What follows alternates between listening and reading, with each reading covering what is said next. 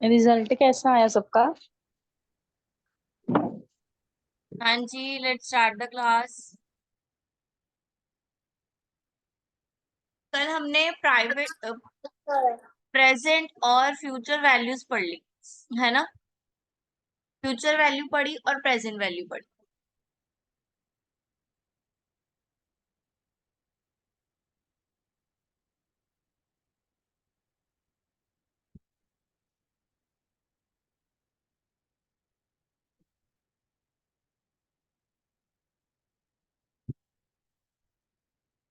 ये भी पढ़ लिया, ये भी पढ़ लिया। Now sinking fund and monetisation, ये पढ़ना है ना। Now what is sinking fund? Sinking fund means company क्या करती है, अपने कुछ पैसों को रिजर्व करके रख लेती है। ठीक है, कंपनी के पास जब पेमेंट होती है, जब मनी है, कंपनी में क्या करना है, उसको सिंकिंग फंड बना देना, यानी कि उसको कुछ अमाउंट को सेव कर दिया only for the emergency.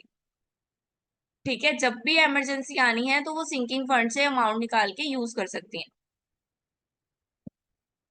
Sinking fund means that amount और that account in which they can save their amount for the emergency purpose. ठीक है, जहाँ पे वो इमरजेंसी पर्पस के लिए कुछ अमाउंट सेव करके रख सकती है। और इमरजेंसी के अलावा वो अमाउंट किसको दिया जा सकता है, वो डेटर्स को दिया जा सकता है। ठीक है, जिन्होंने हमारे यहाँ पे डिपॉजिट किए थे उनको पे करने के लिए हम सिंकिंग फंड का यूज कर सकते हैं। ठीक है, in the situation of emergency. ठीक है, सिंकिंग फंड क्या है? Sinking fund we become with the fund of zero and make periodic deposit into the fund which among with the interest earned on this deposit accumulate of the total amount of the saving goal।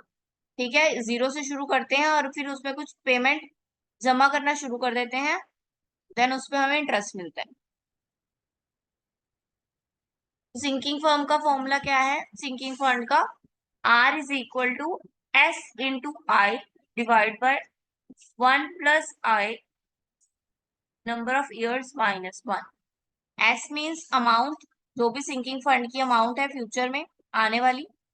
ठीक है, आई का आपको पता है interest rate, N का पता है number of years.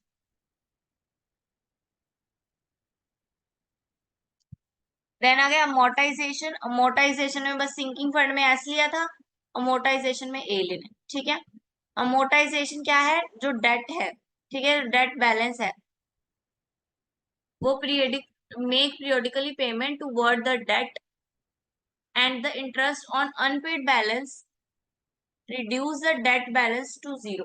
अब इसमें क्या करना है, उसमें पेमेंट बढ़ानी थी, इसमें इंटरेस्ट कम करना है। हमने लोन लिया, ठीक है, हमने टाइमली लोन को कम, तो लोन की जो वैल्यू है उसको कम करने की जो कोशिश करते हैं या उसकी वैल्यू को जो कम करवाते हैं हम, दैट इज अमोर्टाइजेशन। ठीक है, हमारे पास जो लोन लिया हुआ है हमने, और टाइमली टाइमली जो लोन की वैल्यू कम होती जाती है, हम उसको पे करते रहते हैं ना इंटरेस्ट को उस पे, और जो भी अमाउंट वो बोलते हैं, जिस वजह से हमारी लोन की वैल्यू क्या होती रहती है, कम होती रहती है। उसी कम होती वैल्यू को क्या बोलते हैं कि हमारी जो एसेट है वो क्या होगी, अमोर्टाइजेशन हो गई। ठीक है, और अब हमारे लोन की वैल्यू कम होती जा रही है। तो ये कैसे निकालते हैं? R is equal to A, like amount of debt, जितना भी हमने लोन लिया है वो, then I interest rate divide by 1 minus 1/1 plus interest rate और नंबर ऑफ ईयर्स। कैसे कैलकुलेट करना है? Calculating the payment per period, determine the interest in period, calculating principal payment in period T, determine ending balance in period 2। ये देखो, Julia Miller is borrowing 10,000 at a compound annual interest rate of 12%, amortize the loan if annual amount was made for 5 years। Year भी दे दिया, interest भी दे दिया, amount भी दे दिया। First step क्या है? प्रेजेंट वैल्यू निकालना। ठीक है, तो प्रेजेंट वैल्यू हमें दी हुई है, हमने आर निकालना है सबसे पहले। पहले तो हमें प्रेजेंट वैल्यू दी हुई है, present value that is 10,000। R कैसे निकालेंगे? आर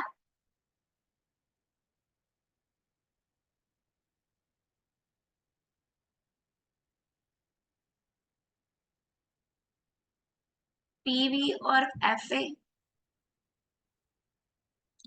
इंटरेस्ट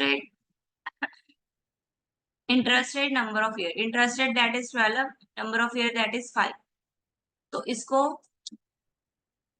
10,000 का 12% फॉर 5 years।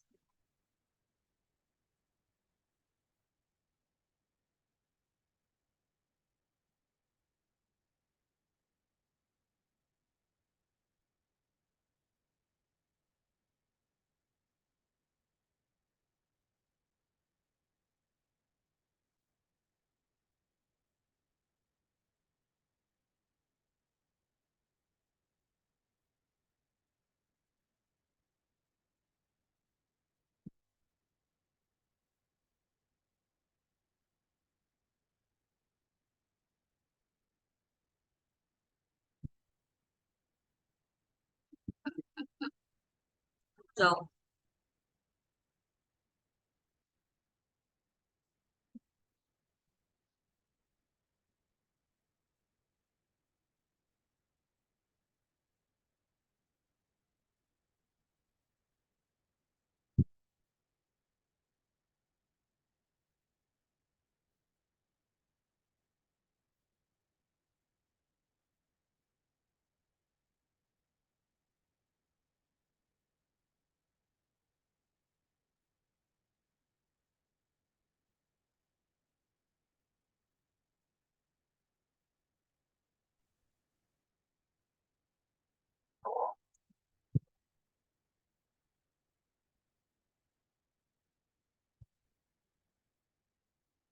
हम आपकी बुक के क्वेश्चन करते हैं।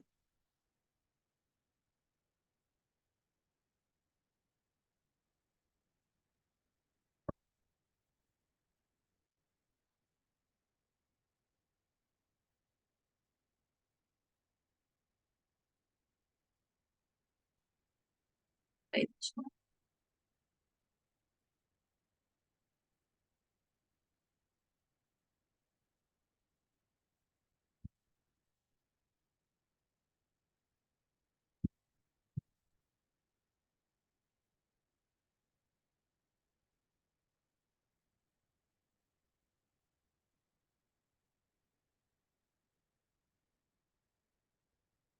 बेटा इसके 2 नंबर के प्रैक्टिकल्स आ सकते हैं। ठीक है, टाइम वैल्यू हमने पढ़ा, इसका कंसेप्ट पढ़ा, इंटरेस्ट पढ़ा, कंपाउंड इंटरेस्ट पढ़ा। ये देखो कंपाउंड इंटरेस्ट कैसे कैलकुलेट किया जाता है। 100 था, that is 15%। It means amount कितनी आ गई हमारी, 100 के ऊपर 15% लिखा, अमाउंट आ गई 115। 15 रुपए लगा इंटरेस्ट, तो टोटल अमाउंट आ गई हमारी 115। अब 100 इंटू 115 करेंगे।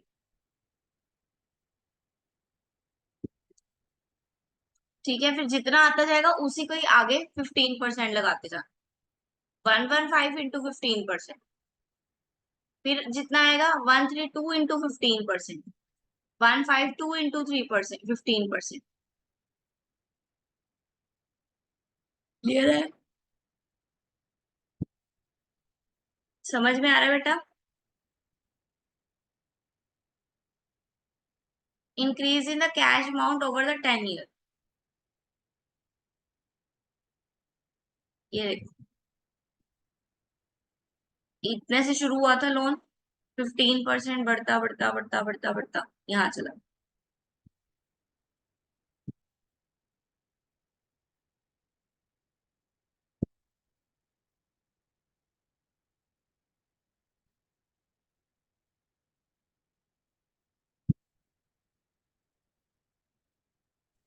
Compounding is greatly impact by the size of interest. ठीक है, इंटरेस्ट के रेट से कंपाउंडिंग इंटरेस्ट जो है वो ज्यादा हिलता है rather than the simple interest. ठीक है, the greater the impact of compounding interest हमें शो किया जा रहा है अगर हम 5% हाइयर रेट और 10% लोअर रेट, 5% लोअर रेट रखते हैं। ये हमारे वैसे जो ब्लू लाइन है वो हमारी कंपाउंड इंटरेस्ट की है।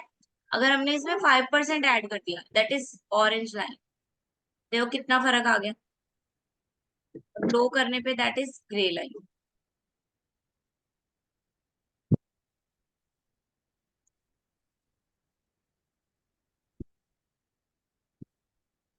समझ में आ रहा है कंपाउंड इंटरेस्ट का?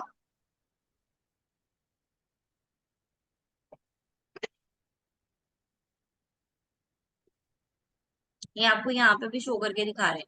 अगर हम 15% से चले, जो हमारा नेट रेट हमारा चल रहा था, that is the amount is this 115 132 152 174, ठीक है, एंड अमाउंट इज 404। एंड अगर हम उसको ही 20 कर दे, मतलब सिर्फ 5% इंक्रीज किया, that is 120 144 172 07, and an amount is 716 619। और वही हम 5 कम कर दें, मतलब 15 में से 5 बढ़ाया 20, 15 में से 5 माइनस किया दैट इज 10। अगर हम 10 कर दे तो 110 121 133 146, लास्ट अमाउंट इज 259। देखो फर्क, देखो तीनों में कंपाउंड इंटरेस्ट का। ठीक है, तो इंटरेस्ट रेट जो है इसका वेरी करने से जो अमाउंट है वो बहुत ज्यादा फ्लक्चुएट करती है।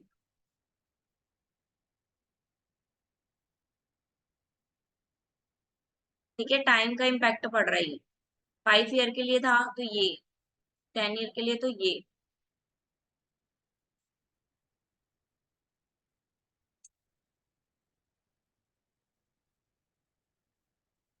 ये सभी वही दिया हुआ है जो अभी हमने ऊपर देखा है एक साथ। Then discounting. डिस्काउंटिंग क्या है?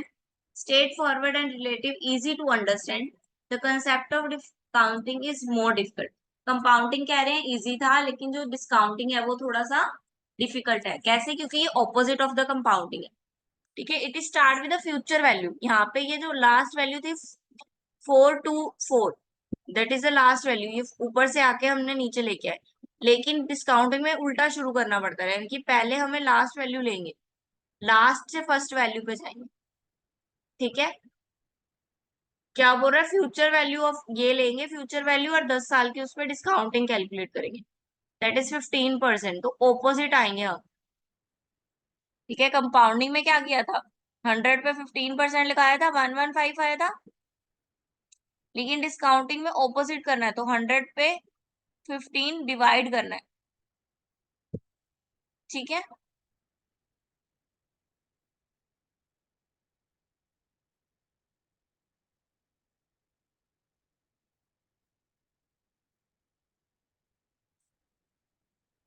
डिस्काउंटिंग तो समझ में आ रहा है ना? वो तो डिस्काउंटिंग कम करना होता है।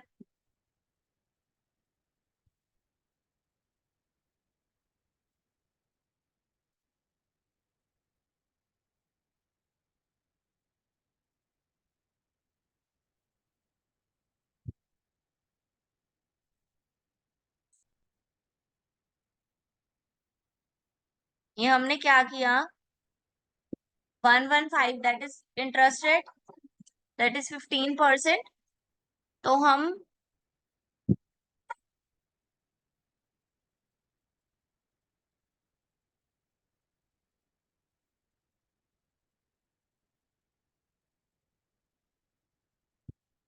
15% का 1.1 निकालेंगे, मतलब कि 1 रुपए का 1.15 से मल्टीप्लाई करते थे पहले हम। अब हम वही 1 रुपए को 1.15 से डिवाइड करेंगे। 1 डिवाइड बाय 1.15, दैट इज 0.86। ठीक है, जब हमने इंटरेस्ट ऐड करना होता था तो मल्टीप्लाई करते थे, तो 115 बन जाता था। अब हमने इसको कम करना है, तो 1 रुपए पे 1.15 कितने बने? 0.869। ठीक है, यानी कि 0.87। ठीक है, 0.87।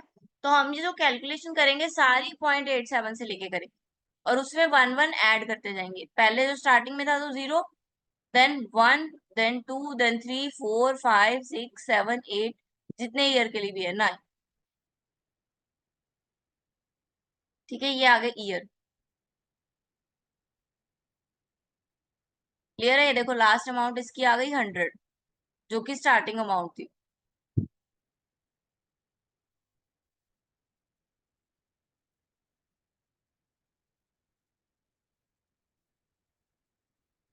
ये डिस्काउंटिंग इम्पैक्ट।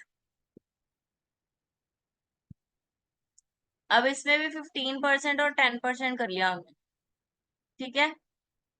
15 था, ये रहा हमारा नॉर्मल वाला, हमने इसको 20 किया डिस्काउंट को, तो ये रहा इसका फर्क। और अगर हमने इसको 15 किया और 10 किया तो ये रहा इसका डिफरेंस। इसका डिफरेंस इतना फ्लक्चुएट नहीं करता है जितना कि कंपाउंड का करता है। एंड रिजल्ट इनका सेम ही होता है, दैट इज 100। 100 पे आ रहे थे ना डिस्काउंट करके, तो इसका एंड रिजल्ट क्या होगा, 100 ही होगा, डिस्काउंट सेम ही होगा।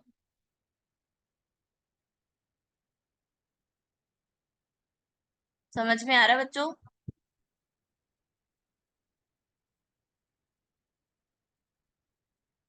देन फ्यूचर वैल्यू, कल हमने क्वेश्चन को, इसका जो वो था,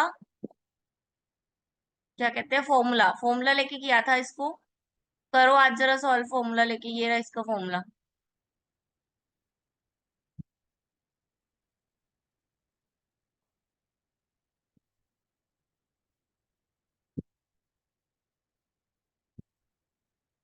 हाँ जी, ये रहा जनरल इक्वेशन के लिए general formula. Present future value is equal to present value multiply by 1 plus, हाँ जी, how much will be your investment of ₹100 after 2 years, the interest rate is 10%. If you leave the entire 110 in bank, you will earn the 10%, that is 11 in interest during the second year. And third year you will get the 1 to 1 and 100 in a 2 years at 10%. कितना percent लिया है, 10% पे लिया। Future value निकालनी है।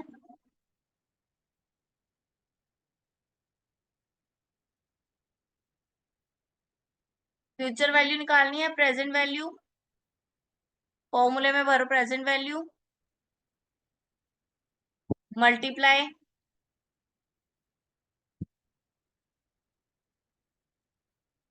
1 plus interest rate कितना है हमारा, 10%,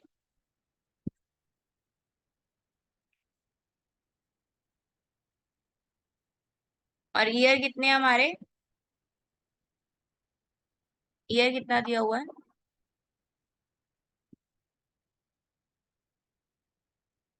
2 year।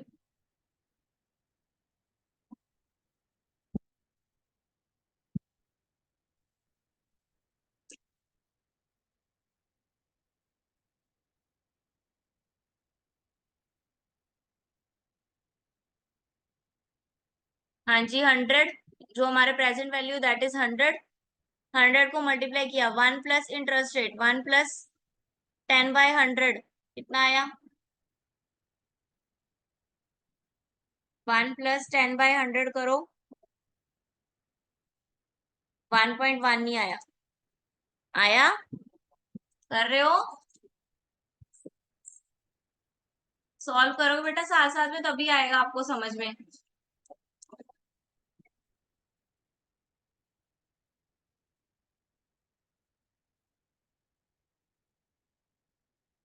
कोई कर रहा है साथ में? मैम 100 मल्टीप्लाई 1 + 10/2 लिखना था। हाँ जी, 1/1 को मल्टीप्लाई बाय 2 करना है, इंटरेस्ट रेट को, ये देखो फ्यूचर वैल्यू का हमारा फॉर्मूला है पीवी प्लस 1 प्लस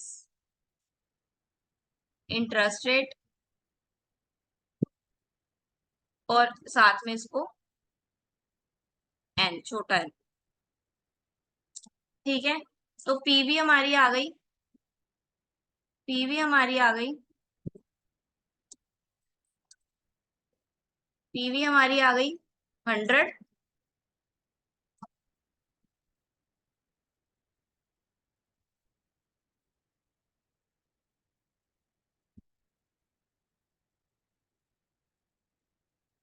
हाँ जी, पीवी आ गई 100,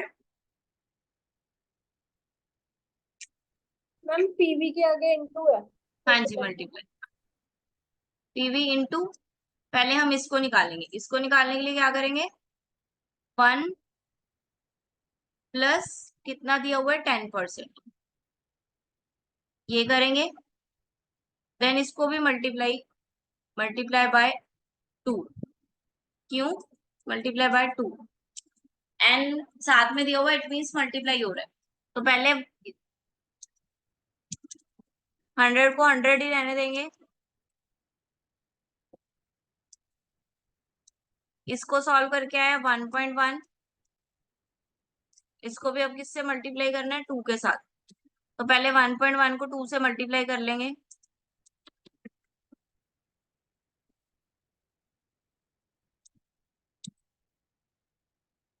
1.1 को 2 से मल्टीप्लाई किया 2.2।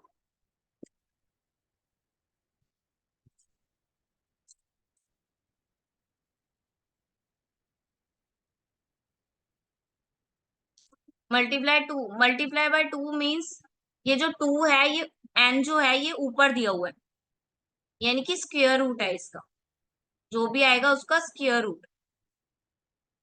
ठीक है, स्क्वायर रूट का मतलब क्या होता है कि 1.1 multiply by 1.1, that means answer is 1.21।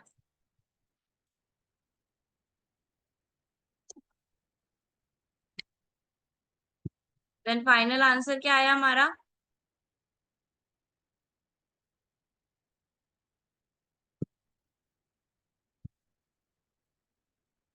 121। ठीक है, फाइनल आंसर क्या आया? 121। आप इसको मल्टीप्लाई भी कर लोगे तो सेम वही आएगा जो हमने अभी निकाला। इसको आपस में मल्टीप्लाई करो, आंसर आएगा 121। That is your future value. Clear हुआ बेटा? फॉर्मूला ध्यान में रखना है, फॉर्मूले से ही चलना है ये क्वेश्चन। एन देखो, एन जो दिया हुआ है ये देखो यहाँ पे, एन जो दिया हुआ ऊपर दिया हुआ है, it means that is multiplication type. जितना लिखा होगा उतनी बार इसको मल्टीप्लाई करना पड़ेगा। 1/1 को अगर यहाँ पे 5 लिखा होता तो 1.1 multiply by 1.1 multiply by 1.1 multiply by 1.1 multiply by 1.1, 5 बार उसको मल्टीप्लाई करते। नेक्स्ट सॉल्व करो, जरा खुद करो। 100 फॉर 3 इयर्स, 10% पे ही है, सेम है, ईयर चेंज कर दिया बस। करो सॉल्व और बताओ आंसर आया आपका?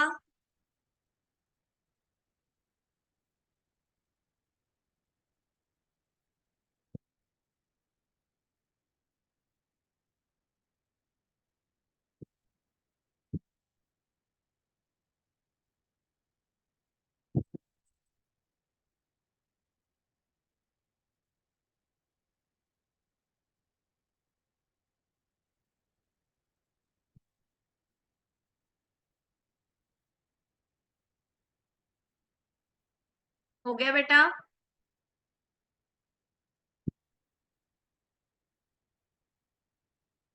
हाँ जी, सॉल्व हुआ। किसी को कोई इशू है तो पूछ सकता है अभी।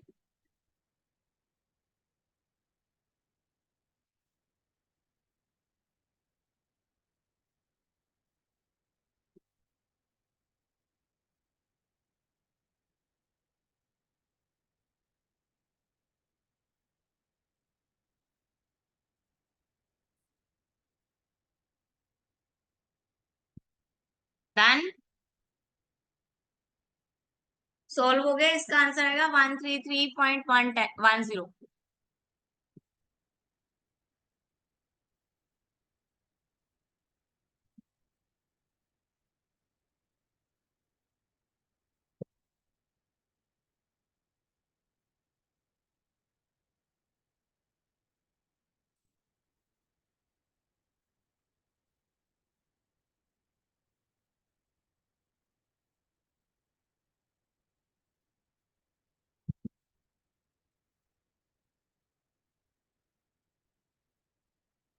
हाँ जी, फ्यूचर वैल्यू का ग्राफ है, सेम कंपाउंडिंग इंटरेस्ट की तरह ही होता है ये भी। देन अभी आपको 20 ईयर तक का दिया हुआ है सारा डाटा, मतलब उन्होंने 20 ईयर तक मैम निकाला है। फ्यूचर इंटरेस्ट 5 के रेट से भी, 10 के रेट से भी, 15 के रेट से भी, 20 के रेट से भी। निकलेगा वैसे ही जैसे हमने निकाला है present value multiply by 1 plus interest rate into number of years.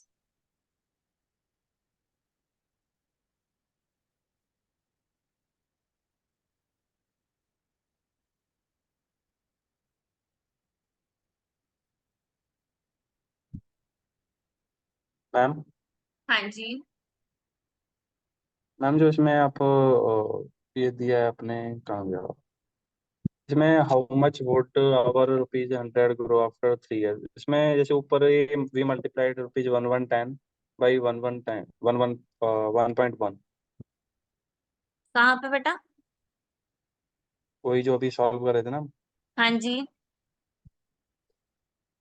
तो क्वेश्चन में विल पेज 11 मैम, ये बताओ थोड़ा सा कि ये वन कौन सा? पॉइंट थ्री पॉइंट वन कैसे आया, 100 one grow point three three after one 1। जी जी मैम। हाँ जी, पहले आप वन, हमने पहले इंटरेस्ट रेट करना है। 1 plus interest rate is 10%। 1 plus 10% कर दो, कितना आया आपके पास? 1 प्लस 10% वन करो, कितना आया? 1.1 आ ये गया। 1.1। हाँ आ जी। गया 1.1। हाँ जी। हाँ जी। देन 1.1 को नंबर ऑफ ईयर्स के साथ, देखो आपके पास आया 1.1।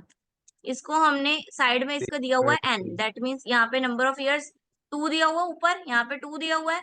इस बार हमको 3 दे दिया, इट मीन्स हमने 1.1 को 3 बार मल्टीप्लाई कर दिया।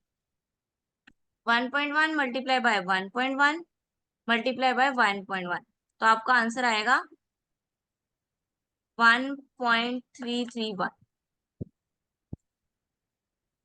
जितना नंबर ऑफ ईयर्स दिया होगा उतनी बार उसको मल्टीप्लाई करना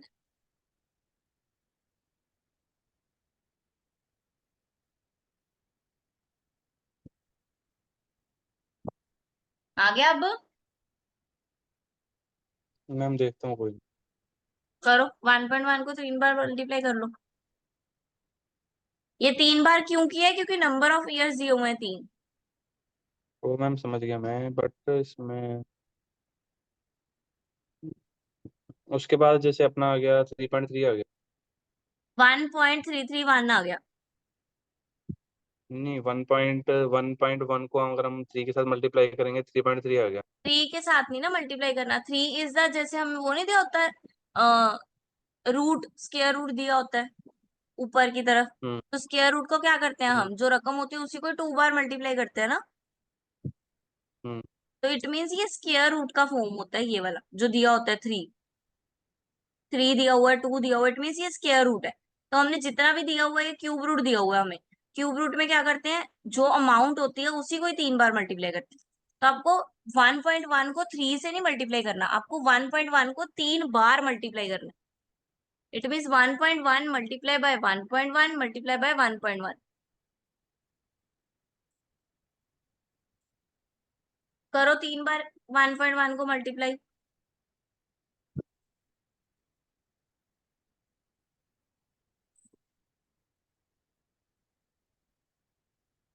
अब आया? मैम मैं ये बोल रहा हूँ, वो तो चलो मैं समझ गया, वो होल क्यूब है वो हम्म। तो। बट मैं ये बोल रहा हूँ जैसे ऊपर इन्होंने भी मल्टीप्लाई रुपीज 110 बाई 1.1, इनको 121 मिल गया। वन वन ये इन्होंने ऊपर तो नीचे लिखे हुए हैं, ये आंसर इन्होंने ऊपर नीचे लिखे हुए हैं। आप अपनी तरफ से निकालो ना। जैसे आपको फॉर्मूला लगा के करवाया, आप वो फॉर्मूले से लगाओ, वो फॉर्मूले से निकालो आंसर, आपका आंसर ये आना चाहिए। फॉर्मूला। जैसे हमने इसमें फॉर्मूला लगा के निकाला ना, ऐसे निकालो, ऐसे ऐसे निकालो सिंपल फॉर्म में। 100 × 1.1, 1 प्लस 10%, दैट इज 1.1। इसको स्क्वायर रूट कर दिया, 1.21 आ गया। 1.21 को 100 से मल्टीप्लाई कर दिया। अब हमारे पास 1.331 आया, इसको भी हमने किससे मल्टीप्लाई करना है? 100 से। इसको 100 से मल्टीप्लाई कर दो, आंसर कितना आया?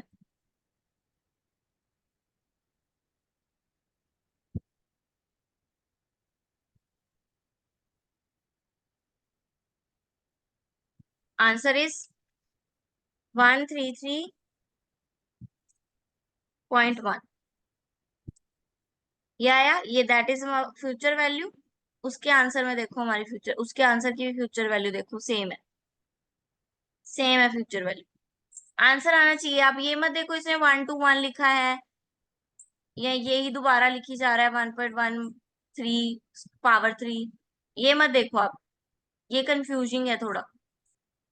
आप अपने तरीके से करो, जो फॉर्मूला लगा के किया आपने,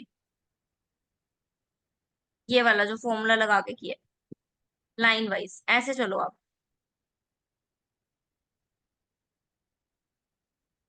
क्लियर है अब? ठीक है। हाँ जी।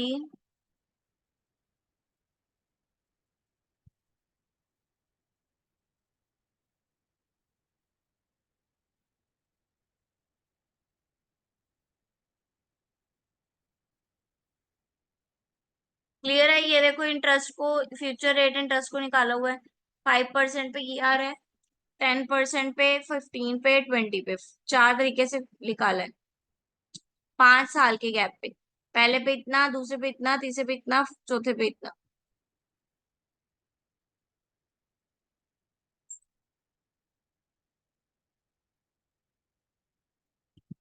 फ्यूचर वैल्यू जो है वो ज्यादा रिफ्लेक्ट नहीं करती। The annuity is a series of payment of fixed amount, payment of premium in case of life insurance and home loan.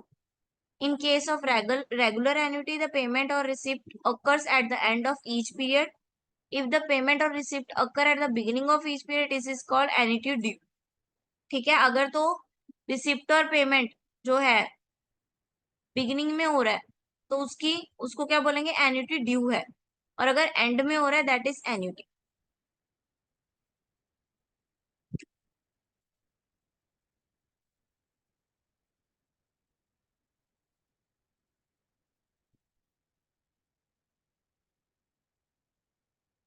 Future rate of annuity कैसे निकालते हैं? हमने भी पढ़ा फ्यूचर रेट ऑफ एन्युटी कैसे निकालते हैं।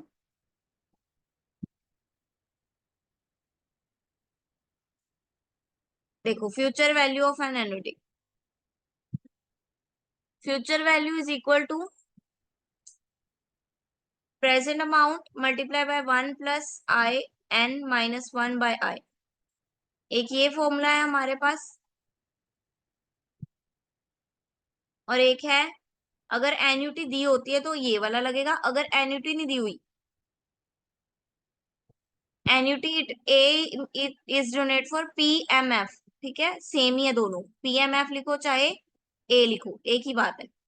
दैट इज 1 + i, जो हमने पढ़ा, n माइनस, यही वाला फॉर्मूला बेटा, सेम फॉर्मूला है, तरीके से लिखा हुआ है। बस ये आपको जो आपको इजीली समझ में आ रहा है, वो वहां पे डिवाइड मल्टीप्लाई थोड़ी कंफ्यूजिंग है, यहाँ पे देखो क्लियर क्लियर दिया हुआ है, फॉर्मूला सेम है।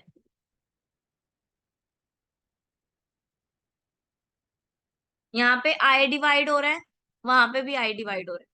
ये देखो,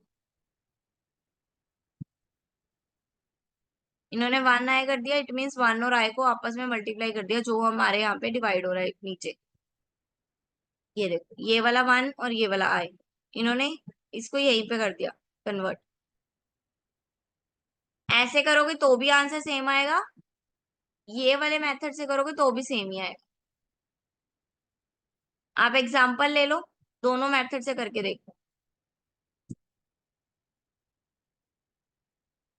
हाँ जी, ए दिया हुआ है आपको 5000, दैट इज PMF। ठीक है, पीरियड कैश फ्लो या प्रेजेंट कैश फ्लो 5000। फिर क्या करना है? 1 + जितना भी इंटरेस्ट रेट है, that is 10%, number of year that is 5, minus interest rate that is 10। ये देखो, यहाँ पे ये आपको कंफ्यूज कर रहा है, एन और आई को इकट्ठा करके, है ना? वहां पे हमें क्लियरली दिया हुआ था। हम अपना फॉर्मूला लगाते हैं, P